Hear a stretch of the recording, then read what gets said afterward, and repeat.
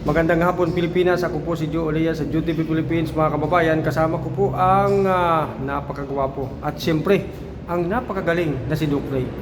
Doc Ray, hihingi po kami ng paliwanag. Ano ba ang napakaganda po ninyong produkto? Go ahead po, Doc Ray. Sige po. Magandang tanghali po, Doc Ray po from Pasig. Ako po ay inventor from Filipino Inventor Society and Director of Test Lab Art. Meron po tayong na-invento na tinatawag na Regain. Ito pong Regain na ito ay hihiga ka lamang dito at i-relax niya ang iyong utak. So paano po ba yung nangyayari? Ang pag-relax po ng utak, ang kailangan po dyan ay musika. Wala na pong ibang pwedeng mag-retrain or mag-reconnect ng ating brain neurons kundi music. At wala na rin po ibang pwedeng mag-relax kundi music. So ang sistema po ay upo ka po doon, ay hihiga or upo. At ikaw ay mag-i-inhale, exhale. Inhale sa ilong, pause ng 3 seconds, exhale sa bibig. Para mag-produce ng nitric oxide, and then tsaka ka po ihiga, hayaan po natin yung vibration ng ating Regain, na meron po tayong magnet, may copper, at meron tayong tinatawag na organic matters. Pinaprocess niya yung photosynthesis at photon.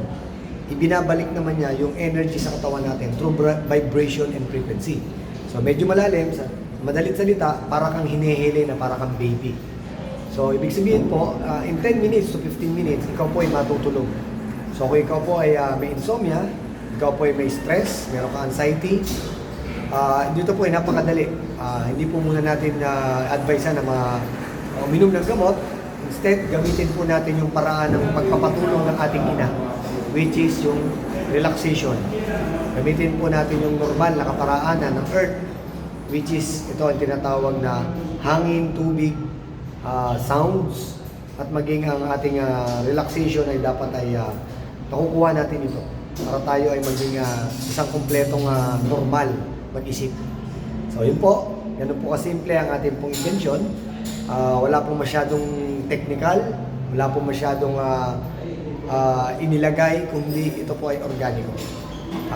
Sige po. Okay, Doc Ray, maraming salamat sa iyong napakagandang paliwanag tungkol sa isang produkto na talaga naman, yan ang Pinoy, yan ang tatak ng Pilipino. Magaling mag-imbento at siyempre, ano pang ginagawa natin mga kababayan?